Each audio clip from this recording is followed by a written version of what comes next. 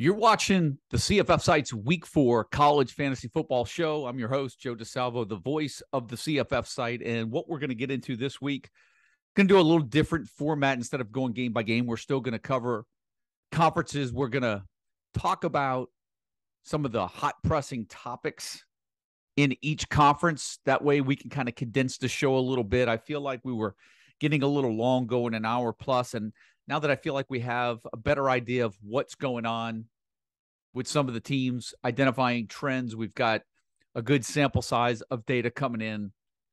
I feel like we can really concentrate our efforts on a few matchups, a few players in each conference, and go from there. But I also want to address a couple of things now is that, yeah, we do have a nice sample size of data as well. And the one thing that I noticed in this week's projections and rankings is that we're starting to see now where we've got a sample size coming in, and some of the names at the top of the list, some of the names at the top of the projections aren't the names we particularly thought we would see 4 weeks into the season. You know, it's not the Trevion Hendersons that are landing at the top of the list now. Obviously, injuries and being banged up take, its toll and will affect the rankings. But, just now that the season started, we're 3 weeks in, 3 games in for a lot of teams, and we're starting to see some trends. We're starting to get a good sample size of data coming in, and we're really starting to see how that affects now the weekly projections as they come out and get uploaded onto the site. But the one thing that I do want to touch on is, there's a lot of, and I see it in Discord a lot coming in, and some of the emails coming in, some of the questions about, should I hold the guy? Is it time to move on, or I've moved on from this guy? And, the interesting thing for me is that I've been playing college fantasy football for so long. What we're seeing now is a little bit of evolution in the rotation, particularly early in the season throughout the country at every FBS program, particularly some of the higher profile, some of the Power 5 conferences. And this is what I mean by that, right? I think because of the transfer, or due to the transfer rule right now, if you don't get guys in the game right away, there's an itch that they need to scratch, and they may bolt from the team. They may bolt from the program, enter the transfer portal. They've got the one-time transfer where they don't have to sit out. So I think what that's caused is that I feel a lot of coaches feel the pressure or feel the need to get guys in the game, particularly early on in the year during the non-conference slate, so they can give playing time to some of these younger guys, or some of the guys that are, the running back 2s, running back 3s, even the wide receiver depth charts, right? Because, down on the wide receivers down farther on the depth chart, because, let's use Oklahoma State, for example, with Dominic Richardson in that week 2 matchup against Arizona State. He got 20 plus carries in that game, but then, they played Central Michigan in the opener. They had another cupcake matchup in week 3. Same thing with Jarrell Brock getting used exclusively in that matchup against Iowa. But then, we saw running back rotation throughout Iowa State in their other 2 games so far. And so where it used to be, you needed to survive the non-conference slate if you had some of the group of 5 players, particularly MAC players, some of the, Sun Belt Conference players, Conference USA. You just wanted to survive that non-conference part of the schedule and get into MAC play where those players have a chance to blow up. Well, now I think that we're seeing that in the Power 5 programs for college fantasy football right now, where I think we need to survive the non-conference slate, because it seems like we're getting more rotation week in and week out, particularly if the matchups are very favorable for a program and it allows coaches to get guys into the game. It used to be coaches could sit on those, 4 games, or, it used to be where coaches can sit on a player and they didn't have to play them. Player could redshirt, but if they played X amount of snaps, then they were done. Then we went to where it was the 4-game rule, and then they, as long as they didn't play more than 4 games, or it was 4 games, they could transfer out, and coaches would kind of give them some snaps in those easy those easy games or the blowouts. And now we're getting to the point where it doesn't really matter if they play X amount of snaps. They could transfer, right, without having to sit out a year regardless, right? So I think what's happening is I think the coaches feel that there's guys that there's a pecking order in these programs. They don't want players to leave, and I think there's a need to get, or if they feel a need to get these guys into the game early to give them a taste so they don't go anywhere. They hang around the program. At least that's my thought. That's my observation. It seems like that's the evolution over the last 5-10 years. And I think we're going to see more of that moving forward. And I think that makes it challenging for us for college fantasy football, particularly in the beginning of the year where we want to draft studs. But sometimes based on the schedule, what I'm noticing, it's not really in the Bijan Robinsons of the world, right? It's happening in those guys that's more those tier 2 running backs where we feel they're going to be the exclusive running back one, or the clear-cut running back one. But so far, what we've seen, we don't have a lot of certainty that that's the case. Like, we feel based on the way Jarrell Brock was used against Iowa, he seems like the clear-cut running back one, but then you take the other two matchups, there's a question mark. And that creates problems for fantasy owners, right? Because you've got guys that like, hey, I started Dominic Richardson in week 1. I didn't start him in week 2, and he went off against Arizona State. And then I wanted to start him in week 3, and then they played another easy game, and he didn't particularly he didn't go off like he did the week before. And so I feel some fantasy owners feel trapped of, do I or don't I? And I think now with the Power 5 programs, I think we're going to get the clarity a little late in the year. I talked about this in some of the preseason shows and some of the weekly shows leading up to this point, that it was going to take a few weeks for some of these position battles to play out. I wasn't really envisioning the scenario of trying to get guys in when I thought of that, but it seems like that's happening in more places than we originally thought. And I think that's what's going to happen now as we move into conference play. We'll see a little bit more clarity, but unfortunately for many of you fantasy owners, it's been a lot of boom or bust, hit or miss throughout the first 3 weeks of the schedule. And where the problem is that now some of you all are going into week 4 with a cloud of uncertainty over your lineup, whereas in years past, that cloud of uncertainty was in weeks 1, weeks 2.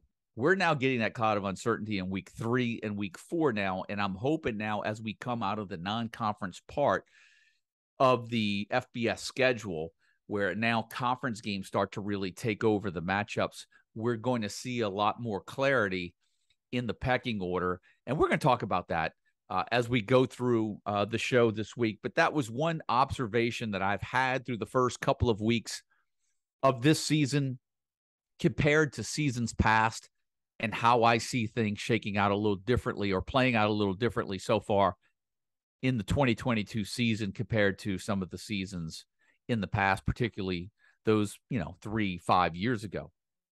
Quick update on the 4-1 Super Fantasy League. There will be no update on this show tonight.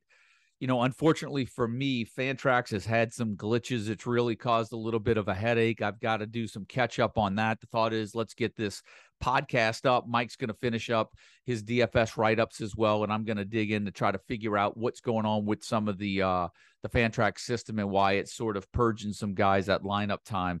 I've got to get in there and do that. So it's going to, if you guys listen to the show, playing the 4-1, you see any questions, come in throughout the Discord. I'm busy. I'm trying to get caught up on everything as far as weekly content. When I created these leagues, I didn't think I'd be doing admin work on it, so it's going to take me a little bit of time. But remember, there's so many leagues incorporated in the format that whether or not the brackets get updated shouldn't necessarily affect your lineup. You're still trying to build a great lineup each and every week to try to get those total points accumulated. So no update there. I'm hoping to have everything updated before the games on Saturday. Probably won't happen on Thursday, and it'll be close to getting it done Friday, but I should play catch up right there. So with that being said, let's get into this week's games, and we're going to do it a little different. We're going to go conference by conference. I'm going to do the Power 5 conferences first, and we're going to go conference by conference, and I'm just going to sort of highlight what I think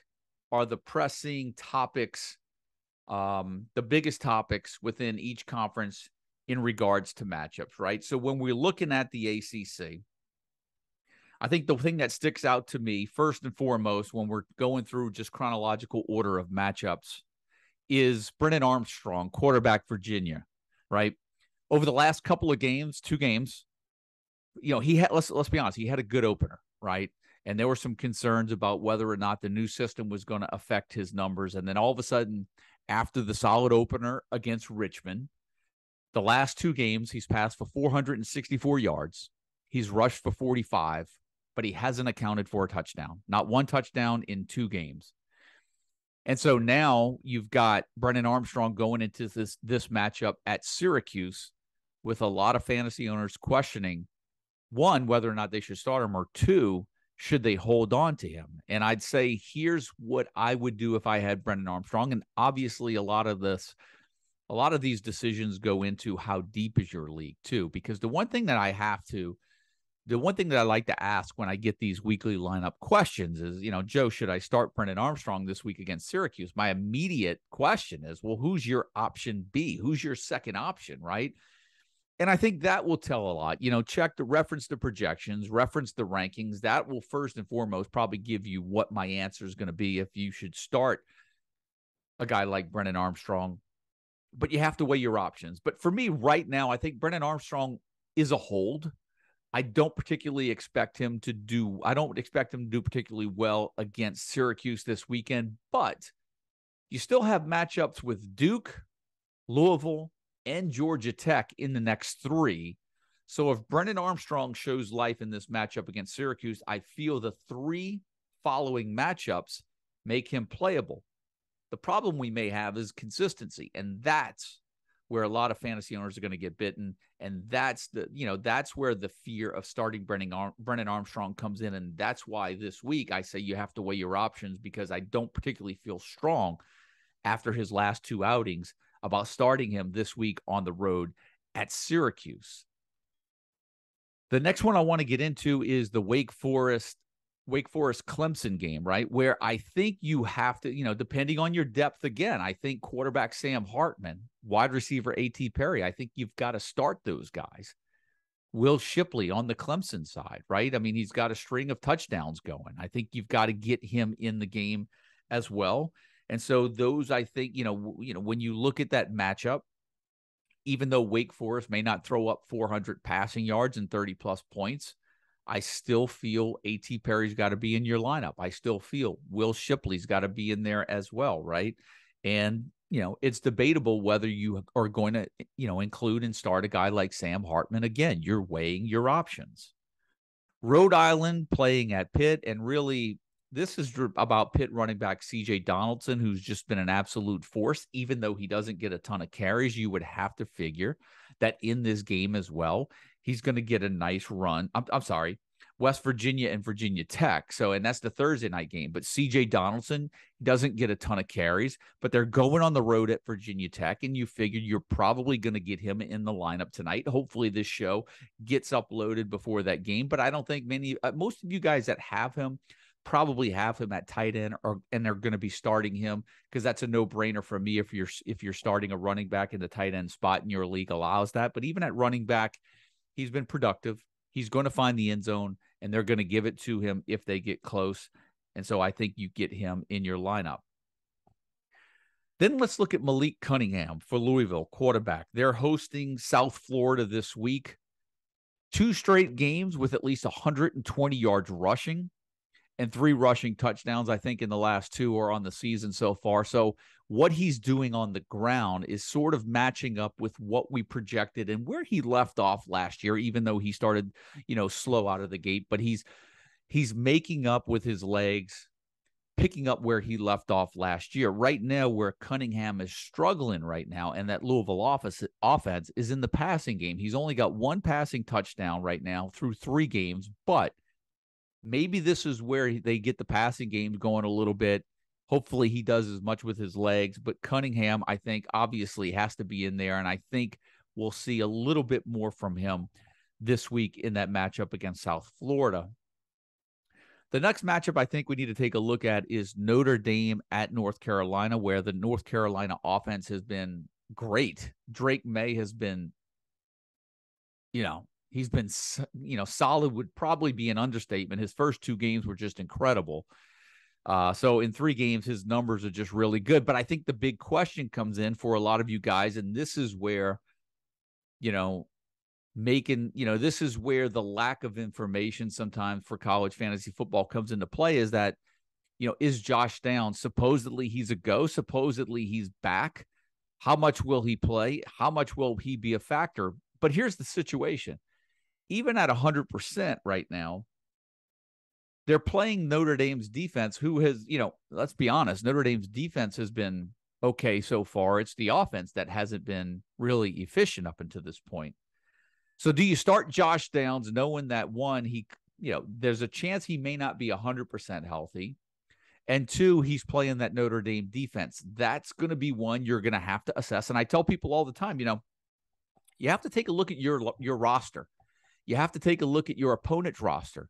You have to figure out how aggressive you need to be in this lineup. If you feel that you have the better roster, minus Josh Downs in it, then maybe you need to play it conservative and go with your next best option at receiver. If you feel like you're playing the best team in the league and you need a player with a high ceiling to get into your lineup because you're going to need those points, then you have to play it aggressive. Then you get Josh Downs in there. So it's never as easy as, should I start him or should I not start him based on his health? The question is if we all have concerns about how much Josh Downs is going to play, we know what Josh Downs' upside is. Are you in a matchup where you're willing to risk that and need to be aggressive to play him, or not? Do you need to be a little bit more conservative and just make sure that you don't end up with a 1, 2, 3-pointer because he gets in the game, doesn't particularly play well, maybe not fully healthy, and then he's playing a solid defense? You have to make that call for yourself and evaluate the situation that you're in. And I can say the same thing when we look at the Florida State matchup. Florida State hosting Boston College. Jordan Travers left last game. Tate Rodemaker came in, looked really good after a shaky start. But if Jordan Travers can play, it looks like they're going to play him. But the question is how healthy is he? And is he going to move around enough to be able to be a fantasy factor on the ground? That's where I doubt it. I think Florida State can win this game without Jordan Travis having to use his legs, be more of a passer, and utilize the running game and play defense against Boston College. So again, if you're desperate and you need the upside of Jordan Travers, or you need Jordan Travers in there just because there are not many options on your roster, then you play him. But then why risk it if you feel like maybe you're going to get a Jordan Travis that's only at maybe 75, 80% and can't utilize his legs, and maybe he's just a passer and gives you 200 yards and 2 touchdowns in the air? You have to make that decision, but that's how I see it. I don't know if I would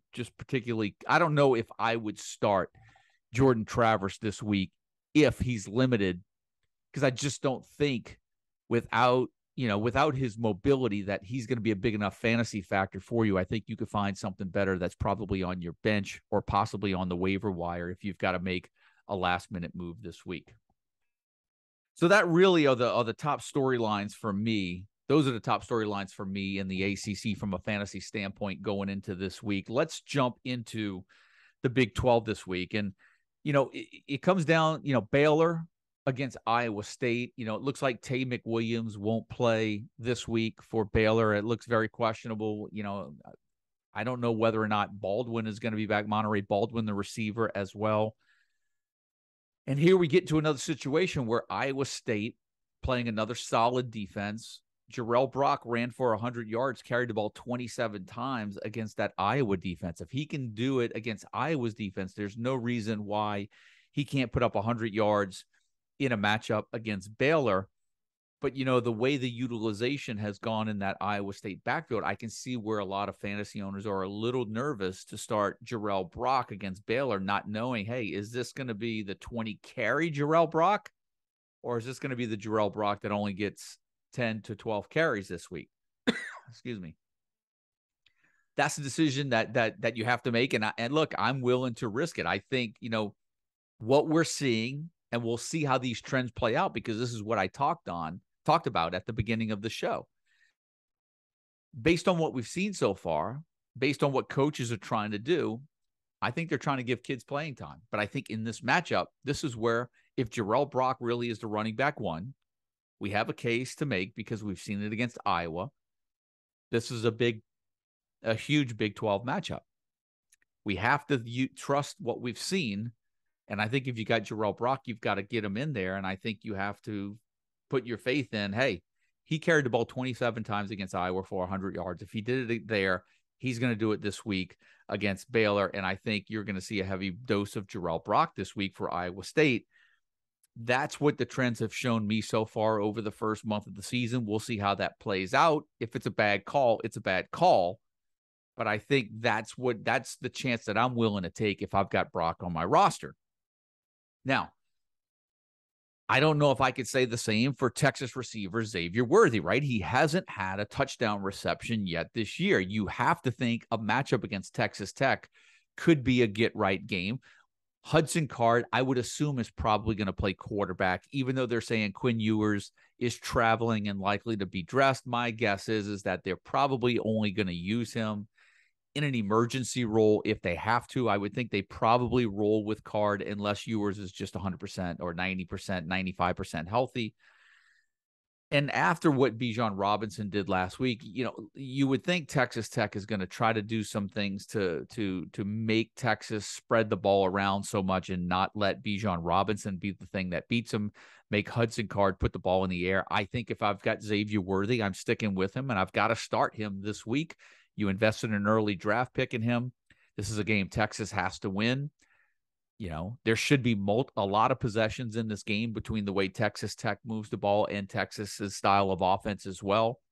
And I think Xavier Worthy has to be in there. Now, let's look on the other sideline, right? Because a lot of questions coming in from Miles Price. I was surprised there are some guys that have already moved off of Miles Price. He's caught 2 touchdowns.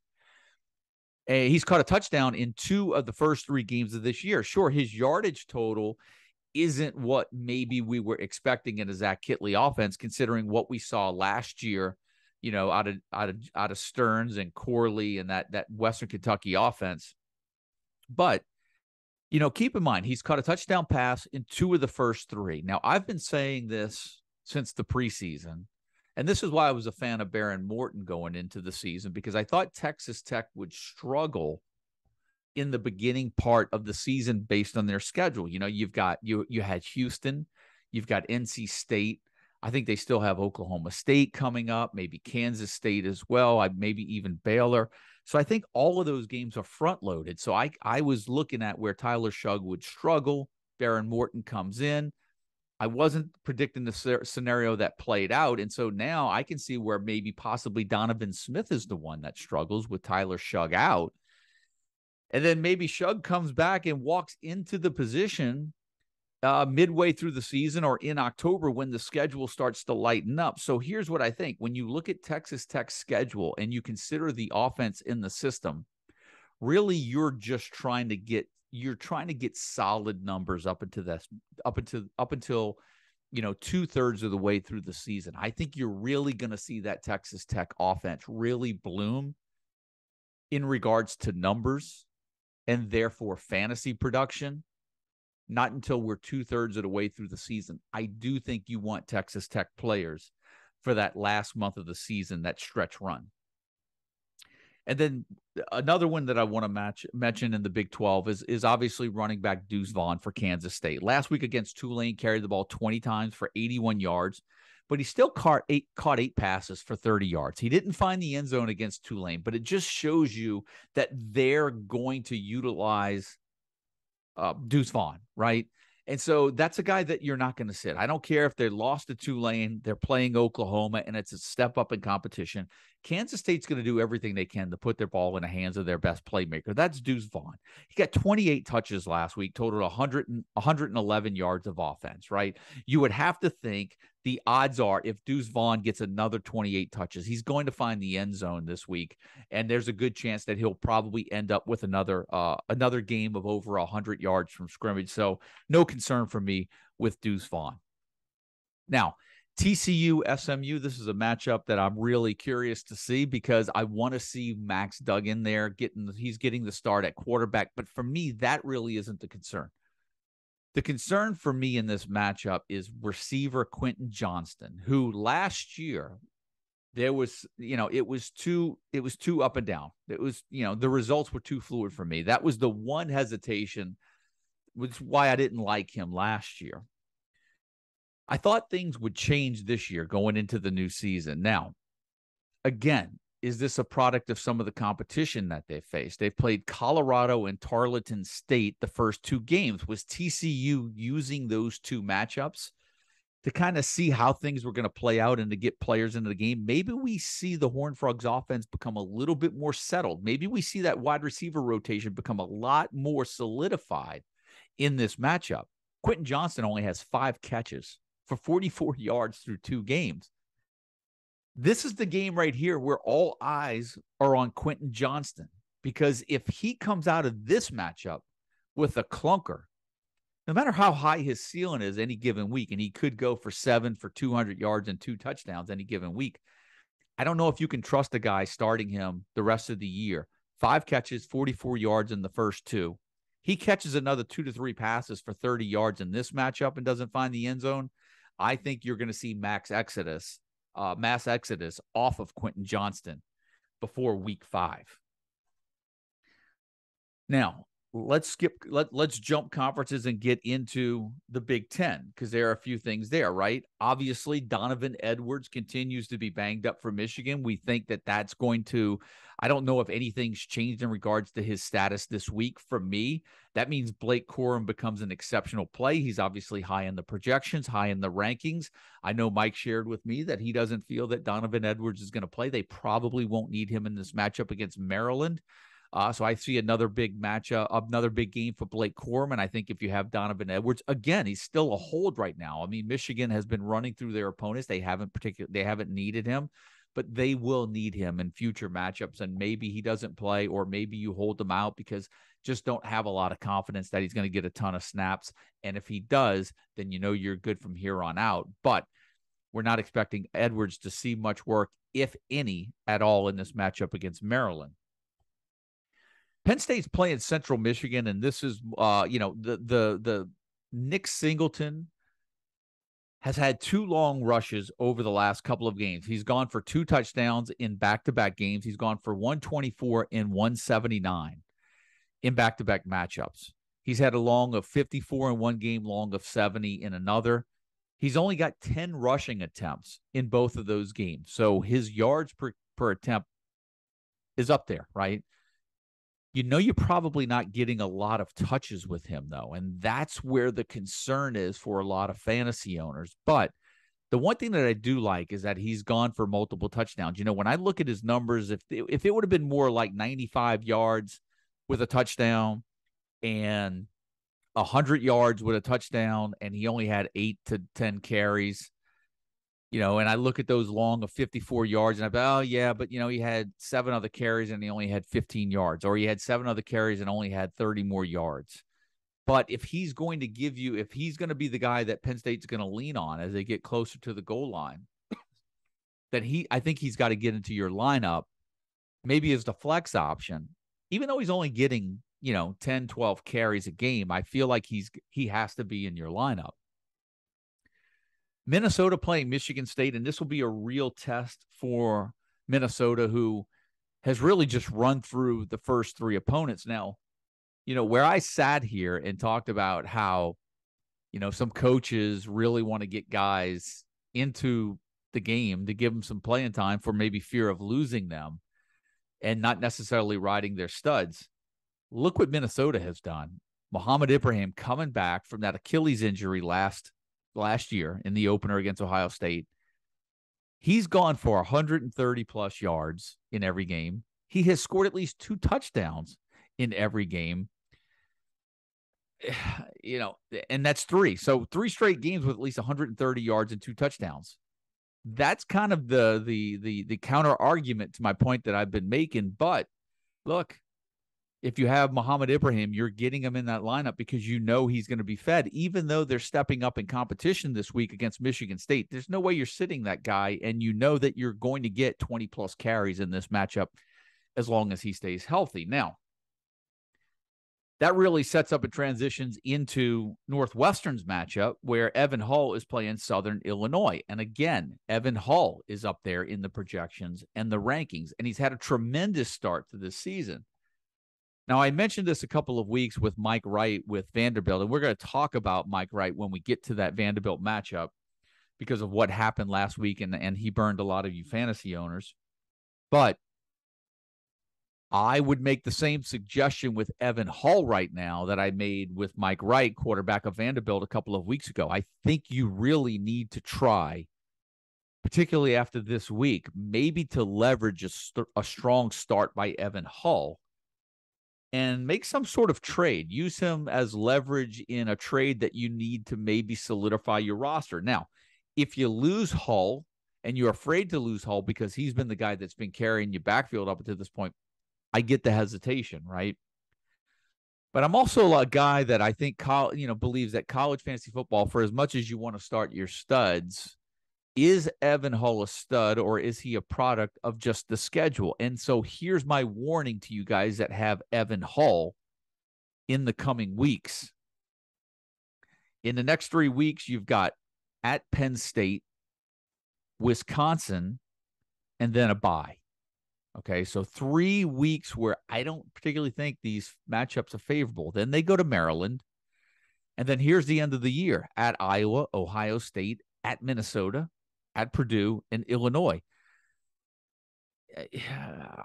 I just don't know. Penn State, Wisconsin, they're off. Iowa, Ohio State, maybe even at Minnesota. I don't think those are going to be easy matchups for Northwestern. I mean, they just lost. Who did they lose to? They just lost to Southern Illinois. If they're losing to Southern Illinois, what makes us think that they're going to fare any better? And, that was a Southern Illinois team. That was 0-2.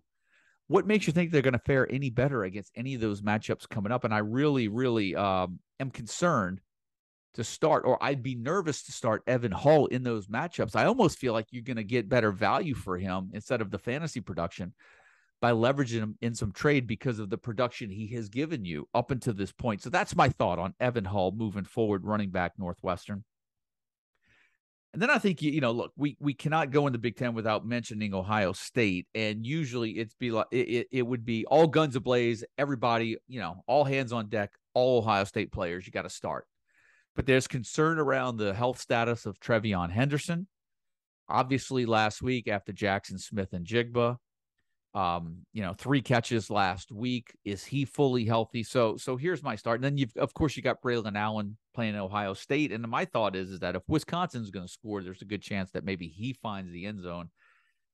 And even though I don't expect him to be, this is one of those games where he's going to run for 150 yards, 200 yards. I still feel that there's a chance where if Wisconsin's going to score, he's going to be the guy that finds the end zone. So I wouldn't be scared to start Braylon Allen. Just know you're not going to get probably one of those superhuman efforts from him or superhuman statistical games from him. But I'm a little more nervous with Trevion Henderson than I am with Jackson Smith and Jigba. I said this last week, and I'll admit something to you guys here that maybe you didn't know. I don't think I mentioned this in my notes and observations, but last week I was paying too much attention to the chatter that was going on Twitter, maybe even throughout the Discord as well. I did not think the projections had Jackson Smith and Jigba for 3 catches for 33 yards. And there's some manual adjustments that can be made. And we have to, and I have to do that sometimes because you never know if, if a guy's banged up, the projections just don't catch everything. And so we had some limited with the data that we had. The projections did a really good job with Jackson Smith and Jigba. I think it projected him for 3 catches, 33 yards last week, and he only had 3 catches. But I went ahead and did a manual override on the projection because I thought, based on what we were hearing, that Jackson Smith and Jigba would get a little bit more run than what he did. And originally, I didn't want to touch it at all because, quite frankly, it just made no sense to play Jackson Smith and Jigba against Toledo. I felt like they were probably going to run him out there to make sure that he was going to be fully healthy for a matchup when they had Wisconsin on deck. And my thought was, why would they need Jackson Smith and Jigba when they've got Wisconsin next and they're playing Toledo and they weren't going to need him, right? So For you guys that followed the projections last week, I'll take that one on the chin. That was my fault. I shouldn't have gone in there and really touched anything, but I should have just let it play out what we had in the system. And so I apologize for that one. That was my fault. And I didn't stick with my initial gut. And usually that, and that's why I usually, if you guys notice, I'm not overly involved in a lot of the Discord discussion. I'm not overly involved with any type of Twitter discussion. When it comes to doing projections, the one thing that I take pride in is that I kind of isolate away from everything else and the echo chambers that go on within the social media, even within our Discord as well, because I really sit down and analyze the data, analyze the trends, and really let the numbers kind of do their things. And then from there, we kind of need to make adjustments based on some of the concrete evidence of injury news that we get. Like, for instance, and I'll throw this out and I'll mention it when we get to Marshall this week, right? I mean, Kalen, the depth chart came out.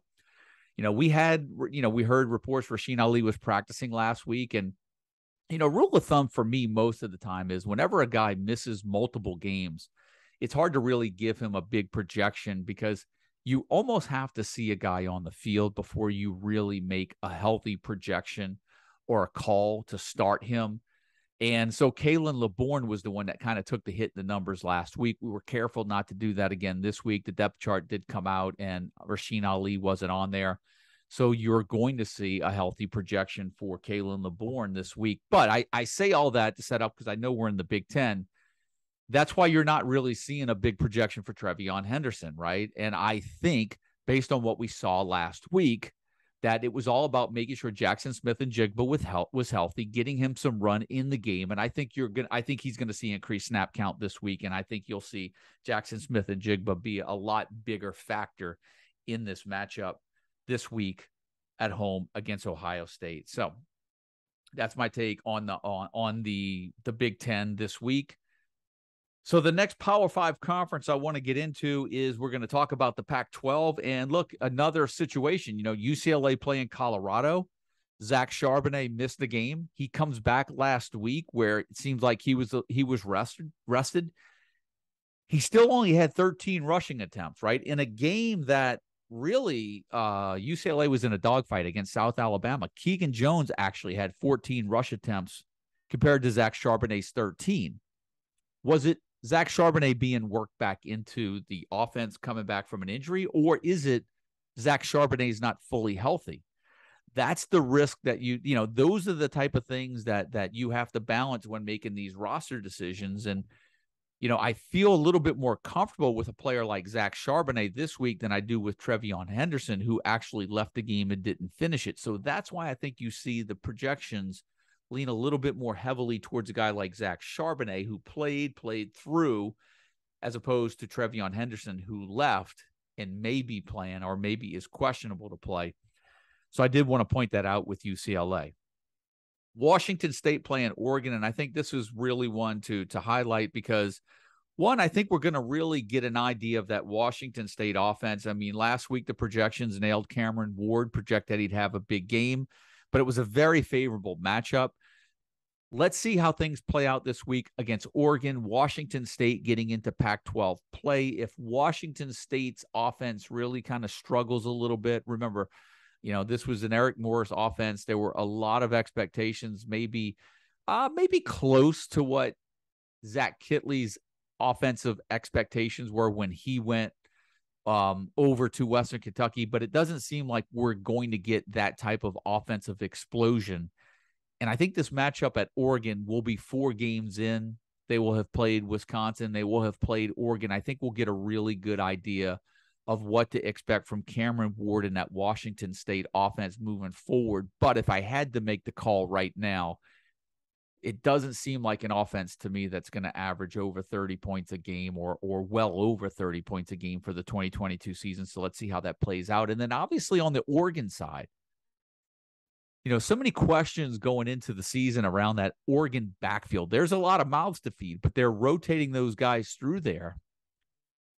And the one thing that's really fascinating is that Bo Nix leads the team in rushing touchdowns. He's got 3 rushing touchdowns. Oregon running backs have combined for 4. No other running back has more than one rushing touchdown on that roster. So that's an interesting develop playing out at Oregon between the backfield and the utilization of Bo Nix as a runner around the goal line.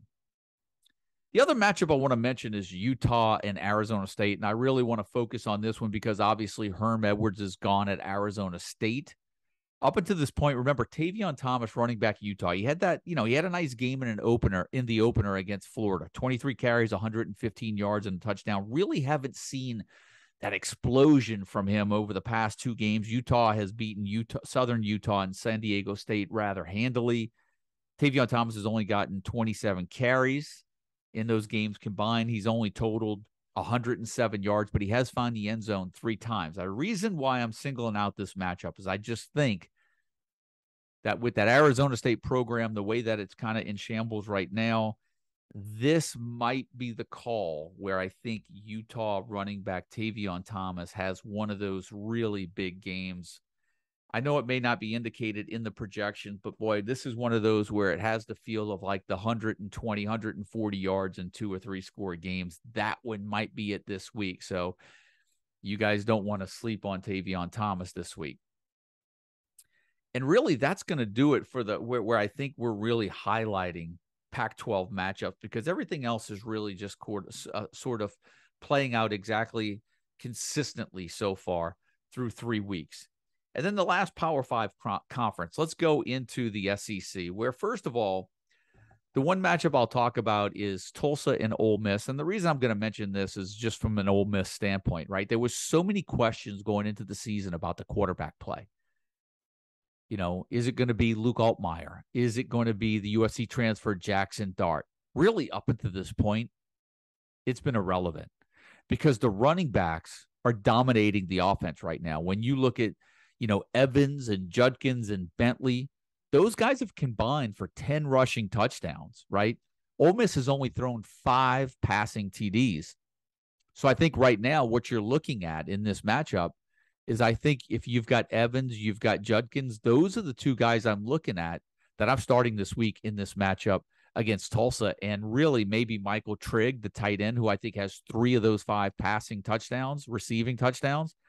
He might be the only other guy in the Ole Miss offense that I'm getting in this week.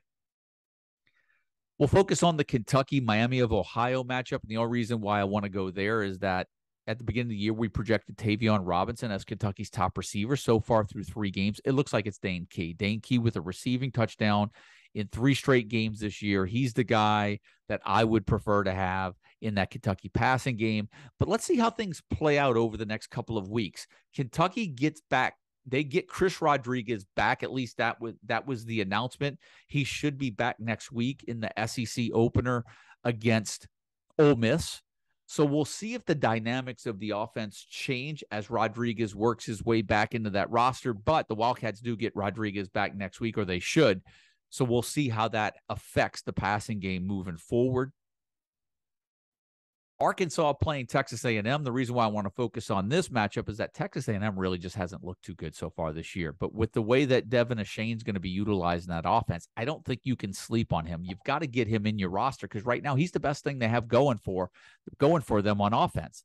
On the Arkansas side, Raheem Sanders has been an absolute stud. And at this point, even though they're playing at Texas A&M, even though that Texas A&M defense has been solid up until this point, I don't know how you can sit Raheem Sanders up until this point. I think you've got to get him in.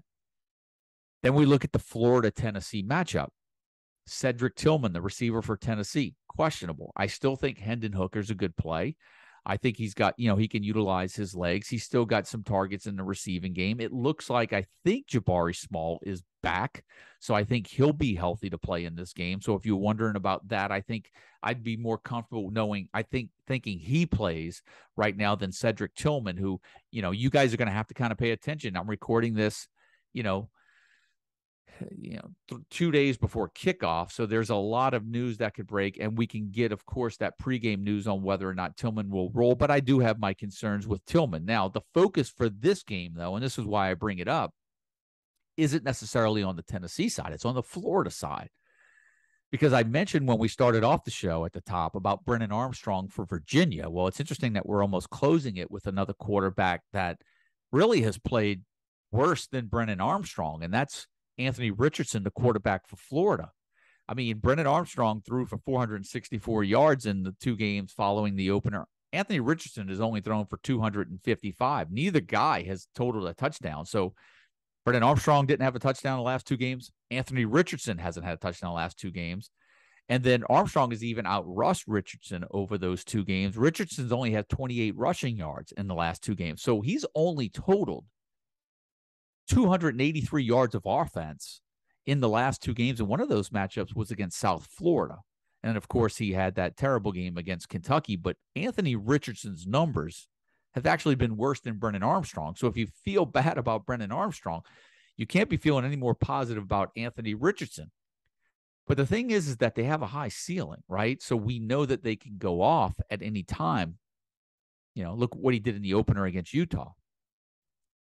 But it's consistency that we look for, particularly from our quarterbacks week in and week out. And that's why I think Anthony Richardson's a tough play, because we know what his ceiling is. It's what he did in the opener against that Utah defense. But we also know that his floor is terrible. And so that's where you have to decide, do I need to be aggressive because I'm playing one of the best teams in the league? Or, hey, do I need to really rely on my quarterback too right now and get him in the lineup for me? Because I need consistency. My running backs are solid. My receivers are solid. I just need something from that quarterback position, and I can win this week. That's the call you've got to make.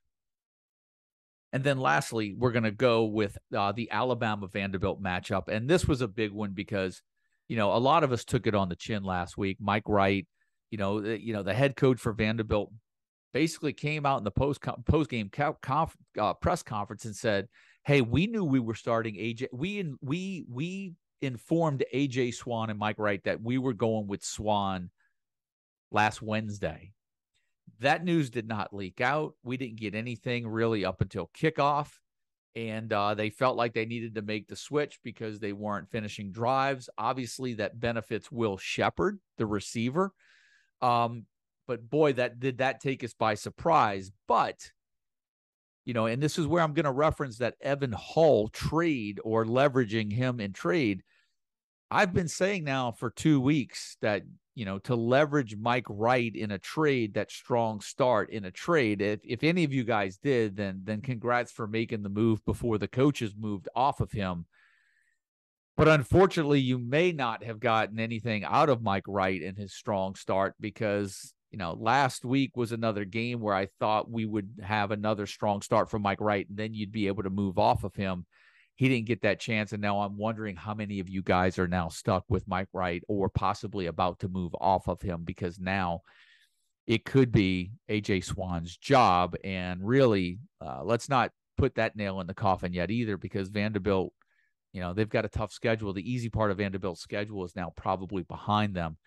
So we still may see some rotation. We still may not have seen the end of Mike Wright, but we may have seen the end of consistent fantasy production from a Vanderbilt quarterback in 2022. Now, over on the Alabama side, last week fielded some questions how you didn't have an Alabama receiver in your top 20. Well, I didn't feel like that it warranted putting an Alabama receiver in my top 20. And right now, this week, Trayshawn Holden is the top-rated Alabama receiver. He's been the guy that's been most targeted. He's the guy whose numbers have been most consistent. He's the guy that lands in the top 20 he lands in my top 20 wide receiver rankings this week. And he also lands at the top of the projections when you consider Alabama receivers this week. But I still think Alabama's going to spread it around. I still think by the time the season's over with, Jahmyr Gibbs may end up being maybe the top or one of the top 2 pass catchers in that offense this year from a just total touches standpoint, from a reception standpoint. But there's still a lot to unpack. And I think what we're going to get from Alabama at receiver this year, and this is my prediction for Alabama. I don't really see, it's going to be difficult to see Alabama getting tripped up along the way. I think we're on a collision course, obviously, for Bama, Georgia. And this is from a non-fantasy standpoint. And so it does affect us for college fantasy football. I think Alabama just wants to find and get it right for the end of the year. So we're going to see a lot of rotation until they figure out what's going on. Obviously, Bryce Young can spread it around.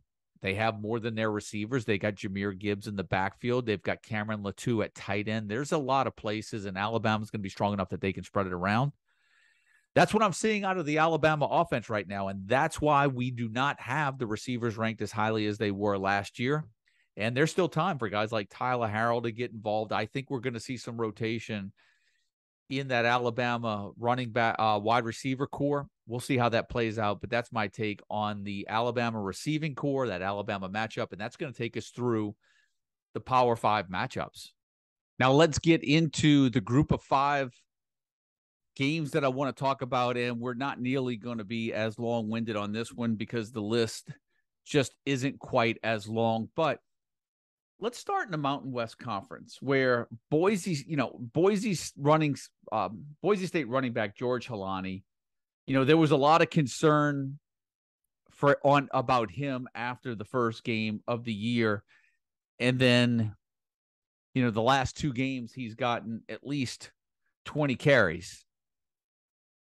Against Tennessee Martin, he ran 24 times for 110 yards and a touchdown. New Mexico, he ran 20 times for 67 yards. He's caught 4 passes in each game. He's gotten at least 24 touches in each of the last 2 games. So where guys were ready to move off of him, and there were some doubts, particularly after an inconsistent last year. Remember, he didn't take off until the end of the year. Another good matchup this week against UTEP. So 20-plus carries in back-to-back games, at least 4 catches in back-to-back games. He's a must start this week against UTEP, in my opinion.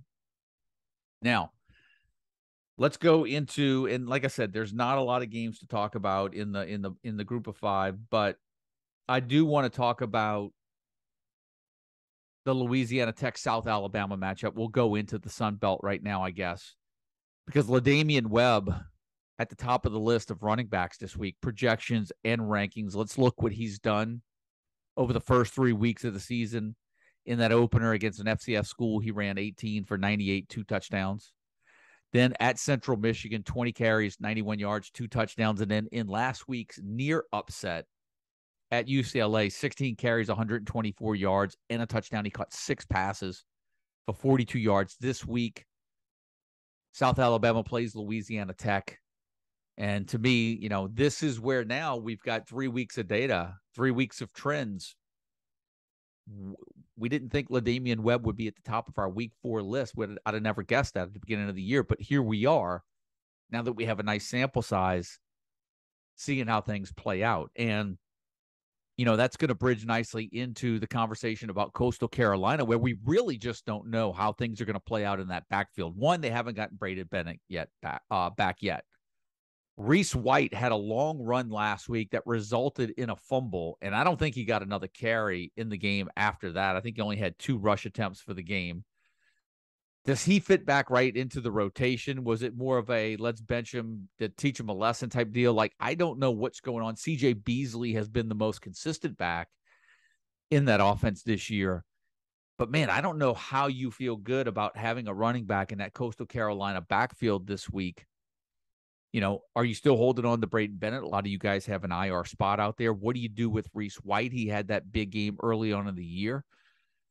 And then CJ Beasley, he's been consistent, but will we see Reese White? There's too many questions for me. I think I'm going to stay away from that Coastal Carolina backfield right now, but it's still a hold on their players. I can't let go of them right now because I feel like the backbone of that offense is the running game.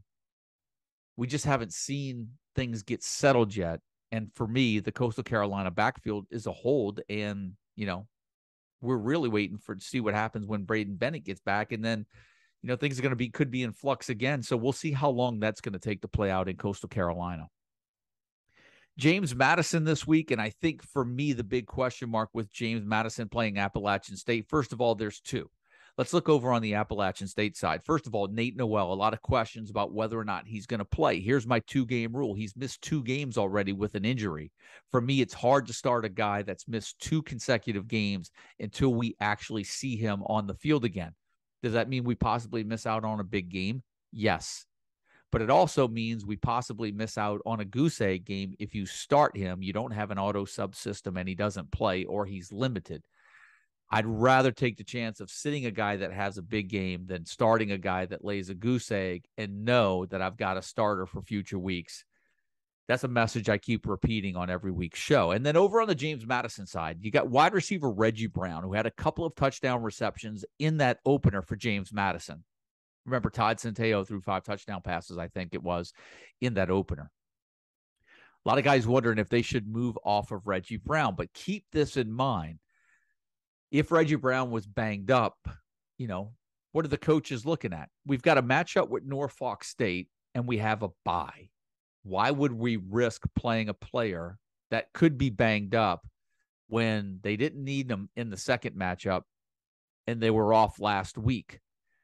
This isn't necessarily my 2-game rule because now we're looking at 2 weeks where we haven't seen Reggie Brown. But in my experience of just knowing how things play out, my guess is that if the injury was serious enough, we probably would have heard more about it. But if he's just a little banged up and they're playing Norfolk State and then they have a bye the following week, my thought is that Reggie Brown was held out more so out of precaution. I'd be willing to roll the dice more so on Reggie Brown this week than I would be on Nate Noel, who we haven't seen for 2 consecutive weeks because of injury. Let's see how that plays out. But situation definitely worth monitoring for both players. Another Sun Belt matchup, Texas State. Why do we talk about Texas State? Well, you've got wide receiver Ashton Hawkins, who has caught at least 10 passes in 2 of 3 games. Again, much like LaDamian Webb, I would have never thought that this would be one of the top players in this week's projections and rankings, but here we are. He caught 13 passes for 114 yards in that matchup and a touchdown against Baylor. He caught a touchdown the week before against FIU, and he caught 2 touchdowns in the opener.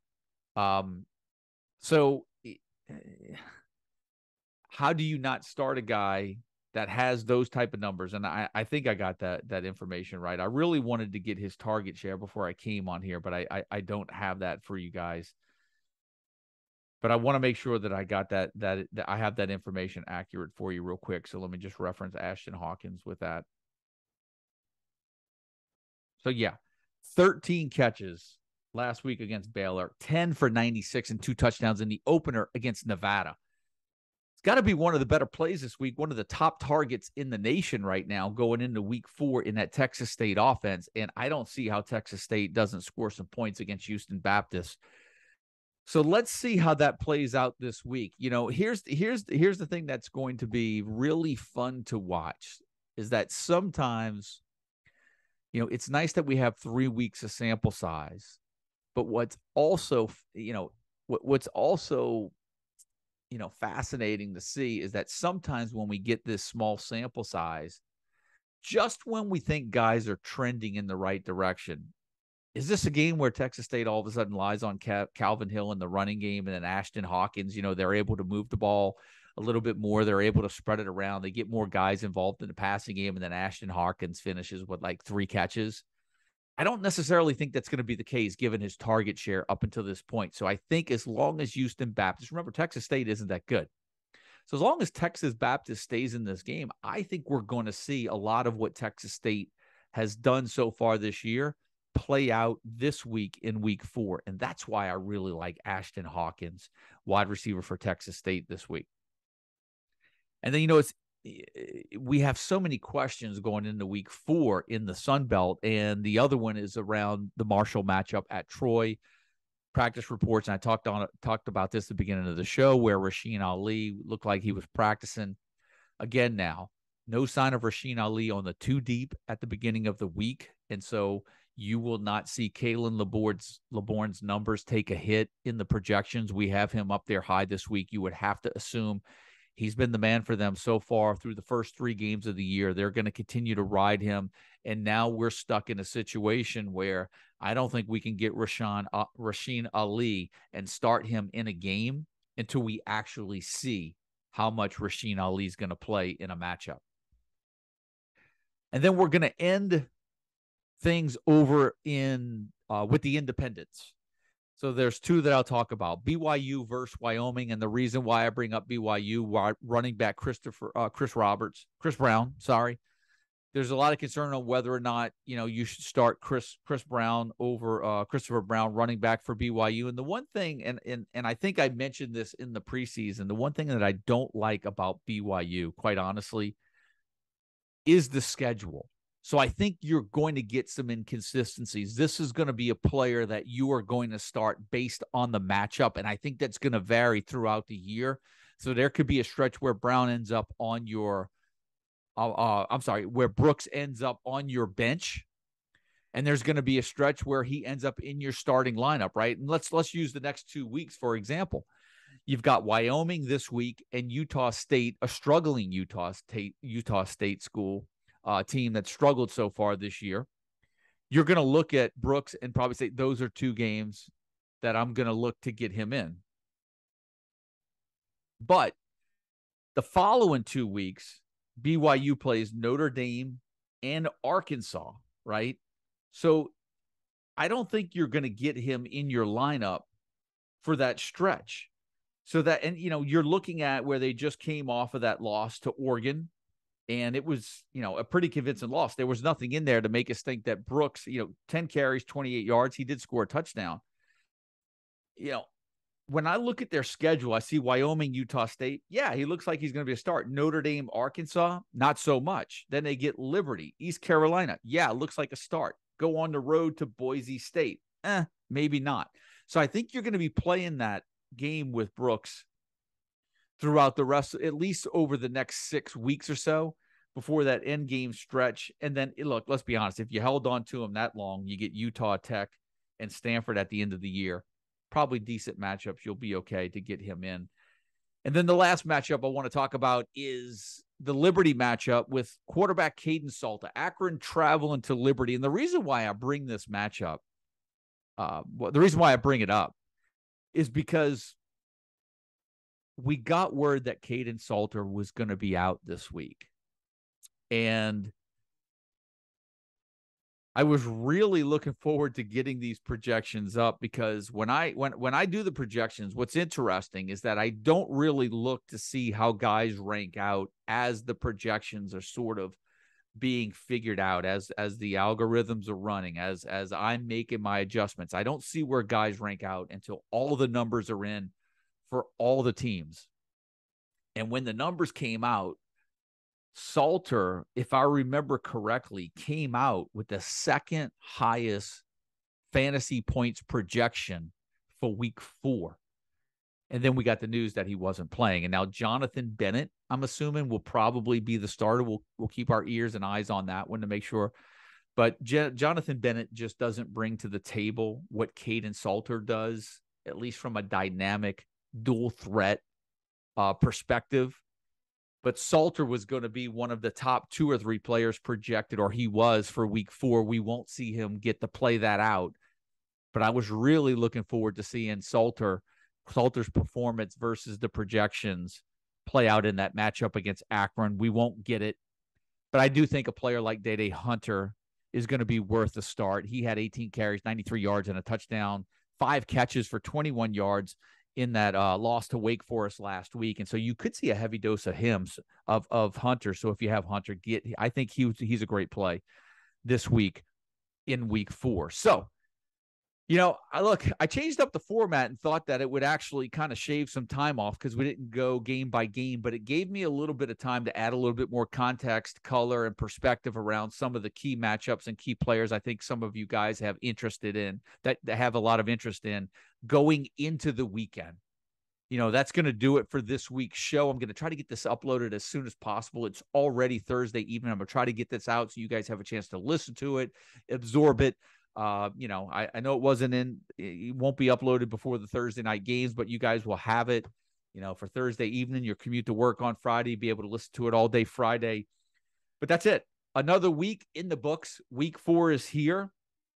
Let's be honest, we're almost halfway through. We're almost at the halfway point of the regular season for you guys that have playoff formats. So that's going to do it.